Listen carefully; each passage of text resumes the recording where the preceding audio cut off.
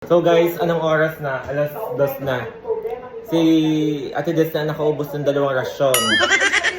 Naubos niya ang 2 rasyon. Ngumutib na lang, ngumutib din eh. No? Ngayon, nagpadala si Kuya Jake ng eto pagkain namin. Tima, nanguya na naman siya ng price.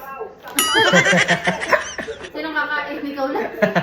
Yan. Thank you po kay Daddy Jake. Shout out po sa mga nagbigay po ng tulong. Sobrang laking tulong po ito para kay Ga. Na ngayon po 31,000 na po yung bill niya. Hindi pa po namin alam kung magkano yung sa doctor's fee. Thank you so much po dahil kung wala po kayo ay Diyos ko, di po namin kaya ang mga bayarin na napakalaki. Ngayon, malaking tulong po yun para konti na lang po yung mabayaran namin. Maraming salamat po. God bless you po. Si Lord na po bahalang magbalik sa inyo ng inyong blessings. Thank you. I love you so much, guys. Huwag kang mag-cellphone at mabibinat ka. Alam mong nanganak ka ng 3. Lima anak mo. So guys, ayan si Gao. Tapos na po ang operasyon niya. 1 hour po siya inoperahan ng doktor. Bawal po siya kumain at uminom ngayon. Last kain po niya ay kahapon po ng 11 AM ng umaga. Ayan, hindi pa din po siya nakaya at nainom ngayon. Pero nakaihi na po siya sa diaper. Ayan. Ito ang taga-kutib ng rasyon. Ayan guys, thank you po sa nagpa-food panda po.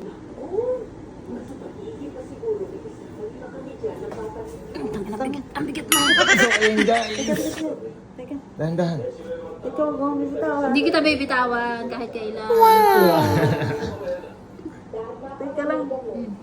Di, dahan-dahan. Ayan na. So ayan guys, mapapadumi na daw siya kaya tatayo siya, dudumi siya guys. Wait, Wala. kukunin ko ang swera. Tumayo ka muna, maupo ka muna kaya. Hindi, uupo muna siya. Opa. Guys, sabi ni Ga, ate, dudumi ako. Hugasan mo ako, ilugasan kita ng anak. Siga pala nagugas ng nanganak si Ate Des. Oo, yung ganun sabi ng doktor, kailangan daw makadumi. Ako yung nagmayat-maya ng dumi. Ang galit na ni Ga. Hugas. Ulit. Naibato kang ba at Naitabo ng naibato ang ano, timba. Naiba to ang timba. Ngayon si Ate Des naman ang maghuhugas sa kanya. Siya daw iyakan huhugasan. Wala Ay, na- magpahugas sa nurse. For the first time po ni Ga magsaya at magduster. Sa hospital niyo pa talaga pinili. Abay ko yung kasal ha. Ay, nakagown. Nakagawn. And guys, sabi ng doktor, pwede na siya magtayo-tayo, mag-upo para mag-circulate yung kanyang organ sa loob. Medyo okay na, napaihin na siya and ngayon may nakakaramdam siya ng pag-poops. Iniintay niya lang ulit kasi umurong. Pinalitan na siya ng dextrose guys, ayan.